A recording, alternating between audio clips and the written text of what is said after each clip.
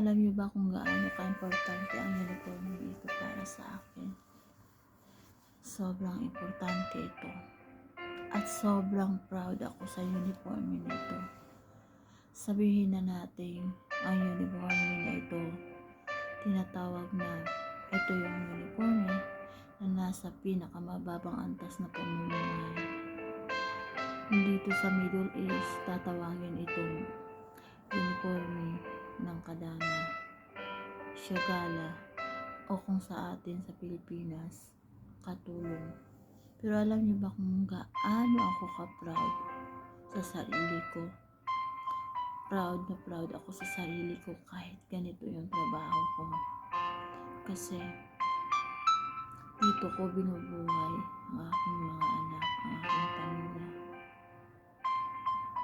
Dito ko unti-unting binubuo ang mga pangarap ko. Nang dahil sa uniforme ito, nagkaroon ako unti-unti ng pag-asa na tumayo sa sariling mga paa. May mga taong sadyang sinasabi, ano ka lang naman dyan, katulong ka lang naman dyan.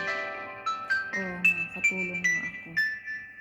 Pero kailanman hindi ko kinakahiya ang pagiging katulong dahil isa itong marangal na trabaho para sa akin. Nagpapasalamat ako na napadpad ako dito sa bansang hindi ko pinangarap kailanman dahil na siguro sa hirap ng buhay. Siguro nga may mga ibang tao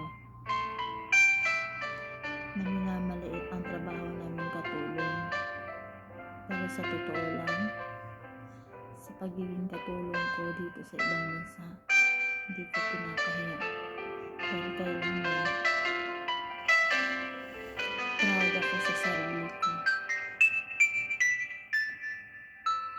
na nakarating ako dito.